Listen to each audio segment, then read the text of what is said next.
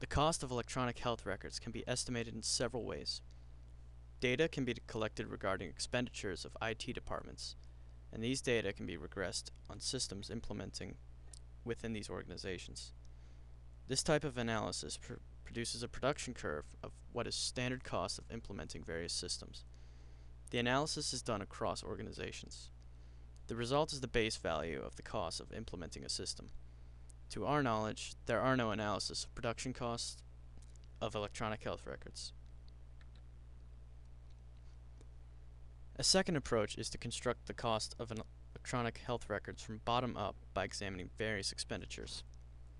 The typical approach is to multiply unit price by the quantities consumed to get to total cost within a category. For example, building costs might be calculated as rent per square foot times number of square foot used by the electronic health record. Because vendors typically have price per unit data, this is the approach most often used. This approach looks at various categories of cost involving purchase and maintenance of the electronic health records. We have already mentioned these categories in previous slides. Because an explicit effort must be made to list all relevant costs, often some costs are missed. For example, costs of training personnel may be included, but costs of employees' time going through training may be missed. In the past, there has been abuse of this approach, and many vendor estimated costs have been radically less than the true cost to the organization. A third approach is the activity-based costing, abbreviated to ABC approach. This approach starts from the top. It first calculates the total cost of the information technology from the entire organization's budget. Then it distributes this cost according to the various activities within the organization. This approach has the advantage of including all of the organization's expenditures and is less likely to miss some costs, but is more time-consuming to complete this approach, and it does require a careful examination of how employees spend their time. Before cost of an electronic health record system can be established, a series of assumptions must be made regarding size of the operation. In this example, Claudine Barone was the project manager implementing the Vista electronic health record within a healthcare organization. The assumption was that there were 1,500 patients per day, and that patients were seen every day of the year. The cost of an hour of administration was assumed to be $55 per hour. A visit was forecasted to last 15 minutes and lead to a bill for $250 per visit. From the number of patients seen, one could anticipate the frequency of use of the network, and therefore can forecast the cost of the network needed. In this case, the cost started was $212,000.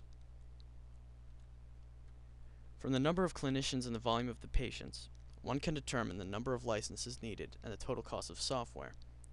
In this case, the estimate was $200,000. From the number of examination rooms, the size of storage needed, and the need for duplication of services, one could determine the number and type of hardware needed and price the total cost of hardware. In this case, $425,000. From the different components of the software that must be configured and the time it takes to configure various components, one can estimate the number of people needed for configuration and implementation. The total cost of implementation can then be determined from the number of hours of trained personnel needed times the hourly rate of these personnel. In this case, the implementation cost was estimated at $652,000.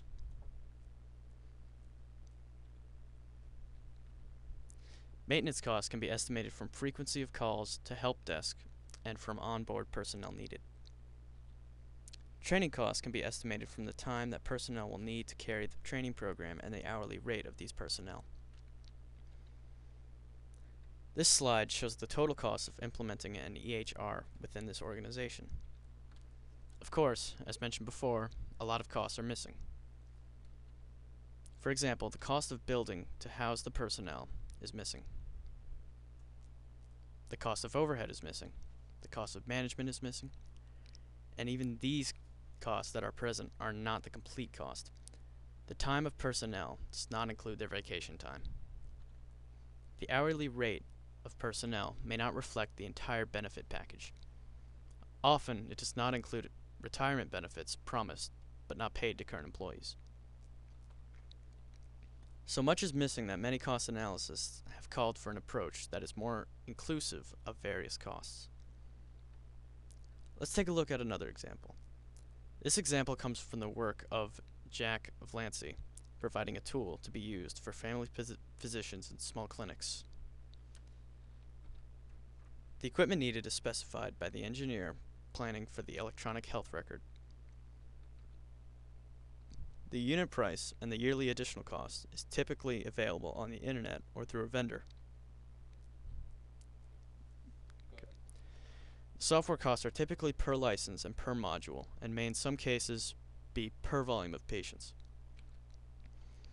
There are also other costs, including the cost to interface various applications, vendor training, and data entry costs. These costs also need to be estimated from the actual practice operations. Another problem with the data is that cost is calculated over time, and the present value of these future costs needs to be calculated.